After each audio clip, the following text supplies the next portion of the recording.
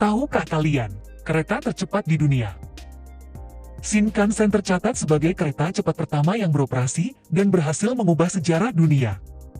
Selama lebih dari 50 tahun, beroperasinya Shinkansen, dengan mengangkut lebih dari 10 miliar penumpang, Shinkansen tidak pernah mengalami satupun kecelakaan seperti anjlok atau tabrakan. Sehingga tidak memiliki catatan cedera atau kematian pada penumpang. Shinkansen, juga sering disebut dengan nama kereta peluru, adalah kereta kecepatan tinggi yang beroperasi terutama di Jepang. Awalnya, Shinkansen dibangun untuk menghubungkan wilayah Jepang yang jauh dengan ibu kotanya, Tokyo, untuk membantu pertumbuhan dan pembangunan ekonomi. Jaringan Shinkansen Jepang memiliki jumlah penumpang tahunan tertinggi maksimal 353 juta pada tahun 2007 dari semua jaringan kereta kecepatan tinggi hingga tahun 2011. Ketika jaringan kereta kecepatan tinggi Tiongkok melampauinya dengan 370 juta penumpang per tahun, mencapai lebih dari 2,3 miliar. Sebelum kita lanjut mengenal lebih dalam tentang cerita tercepat Shinkansen, jangan lupa like dan share video ini.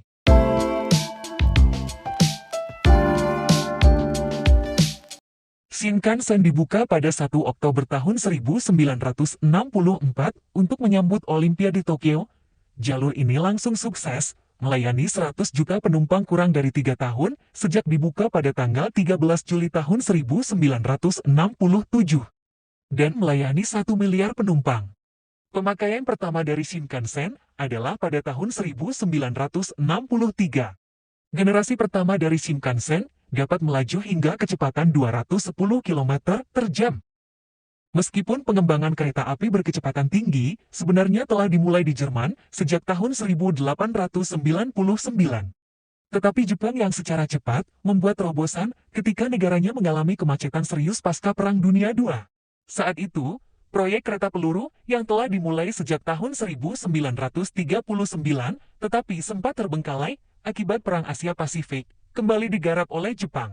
Pada tahun 1955, para insinyur dari Kereta Api Nasional Jepang, atau Japanese National Railways (JNR), lebih serius mempelajari pengembangan layanan angkutan massal berkecepatan tinggi.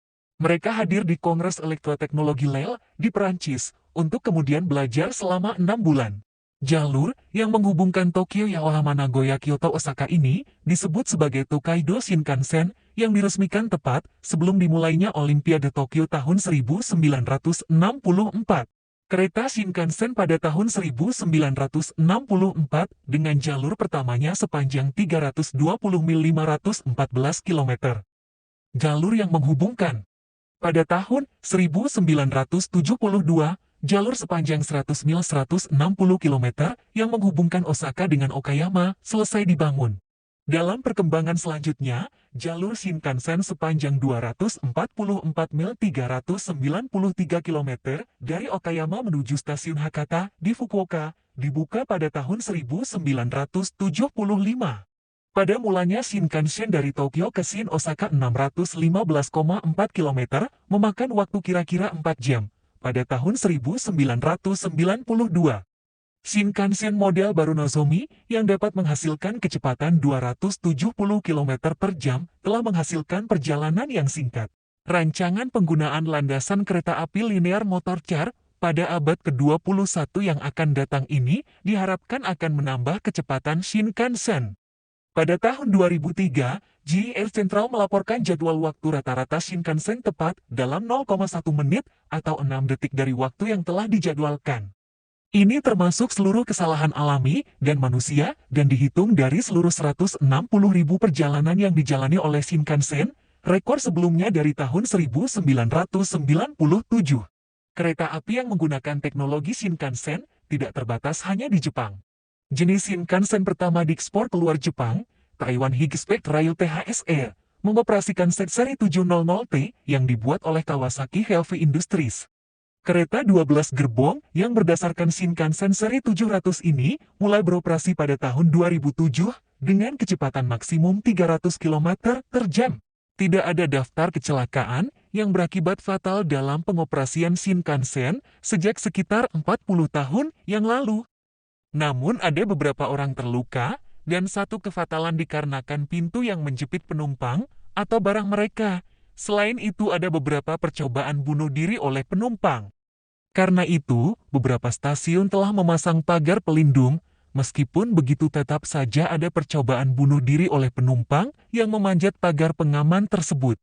Untuk menghadapi gempa bumi kereta ini, dilengkapi dengan sistem pendeteksian yang akan memberhentikan kereta bila gempa bumi terdeteksi. Pada gempa bumi Chutsu di Oktober tahun 2004 sebuah Shinkansen yang dekat dengan pusat gempa lepas dari relnya, tetapi tidak ada penumpang yang terluka. Kereta generasi berikutnya, EVA STCH360, akan memiliki sayap rem penahan angin yang mirip dengan kegunaan telinga untuk membantu proses pemberhentian bila gempa bumi terdeteksi. Tidak hanya jalurnya yang ditambah, upaya untuk meningkatkan layanan dan fasilitas kereta cepat terus dilakukan. Kereta cepat buatan Jepang ini pun memacu pengembangan teknologi serupa di seluruh dunia, khususnya di Eropa seperti Prancis tahun 1981 dan Jerman tahun 1991. Sejak tahun 1987, Shinkansen dikelola oleh perusahaan swasta Japan Railways Group. Kecepatan Shinkansen yang awalnya 210 km per jam, saat ini bisa mencapai 320 km per jam. Bahkan Japan Railways Group terus melakukan pengembangan yang menargetkan kecepatan Shinkansen agar dapat mencapai 500 km per jam. Selain mengembangkan kecepatan, Japan Railways Group juga fokus mempertahankan reputasi Shinkansen dalam hal keamanan dan ketepatan jadwal selama lebih dari 5 dekade beroperasi. Shinkansen memang tidak pernah mengalami kecelakaan yang terhitung fatal. Kereta adalah transportasi yang sangat berguna sebagai alat transportasi yang instan, yang memudahkan masyarakat untuk sampai ke tujuan dengan waktu singkat tanpa ada kendalanya macet. Layaknya di negara Jepang, di Indonesia juga sangat dibutuhkan kereta cepat seperti kereta Shinkansen ini. Karena di Indonesia rawan sekali terjadinya macet di jalan ramainya, masyarakat di Indonesia menggunakan transportasi darat di jalan raya yang menimbulkan kemacetan di beberapa ruas jalan. Di Indonesia mulailah dibangun beberapa kereta cepat yang dapat membantu masyarakat dan dapat mengurangi tingkat kemacetan di negara kita seperti yang kita lihat beberapa kereta yang terdapat di Indonesia. Tidak kalah dengan negara lain, Indonesia kini juga tengah mengembangkan proyek kereta api cepat jurusan Jakarta-Bandung atau Kereta Cepat Jakarta-Bandung KCJB dengan kecepatan 350 km per jam. KCJB dikabarkan akan menggunakan sistem persinyalan teknologi global sistem mobil railway GSM-R untuk pengoperasiannya. Teknologi GSM-R berperan sebagai teknologi transmisi data train control data yang diharapkan dapat meningkatkan pengawasan. Ini merupakan teknologi yang dipakai di China Railway. Teknologi tersebut dipilih karena GSM-R dinilai sudah matang dari sisi keselamatan dan telah dioperasikan. Teknologi GSM-R perlu segera dikuasai dengan baik untuk memastikan penggunaan teknologi baru ini betul-betul dapat mewujudkan keselamatan, kenyamanan pengguna, dan pengoperasian kereta api, serta tidak mengganggu jaringan GSM publik yang digunakan oleh masyarakat umum saat ini. Dengan mesin canggih ini, 1.805 batang rel akan disambungkan menjadi berukuran 500 meter. Tujuannya adalah agar lintasan KCJB yang melintang dari Halim hingga Tegaluar tersebut tidak memiliki banyak sambungan.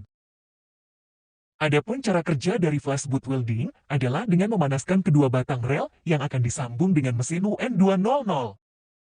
Mesin UN200 dipercaya mampu memberikan kualitas sambungan yang konsisten pada setiap rel karena berkemampuan untuk merekam perubahan tekanan dan suhu sambungan selama pemanasan serta pendinginan. Jika KCJB mampu melaju hingga 350 km per jam, Shinkansen bisa melesat dengan kecepatan nyaris 2 kali lipatnya, yakni 601 km per jam. Walaupun kereta cepat Shinkansen lebih cepat daripada kereta cepat KCJB, kedua jenis kereta cepat itu sangatlah berguna bagi masyarakat di negara kita masing-masing. Diklaim bakal memberikan manfaat yang positif dengan adanya proyek ini. Perekonomian masyarakat yang dilalui jalur kereta cepat akan terangkat terbangunnya proyek transportasi massal ini akan memunculkan titik-titik ekonomi baru. Seperti yang kita lihat betapa canggihnya sudah teknologi dunia khususnya transportasi kereta cepat ini. Semoga alat transportasi ini dapat digunakan masyarakat dapat mempergunakan transportasi ini dengan baik, karena sangatlah berguna sebagai penunjang dalam bekerja maupun dalam perjalanan. Semoga video ini dapat bermanfaat bagi kita semua, agar wawasan kita tentang dunia bertambah. Terima kasih sudah menonton video ini sampai video ini, serta nantikan video dari kami selanjutnya.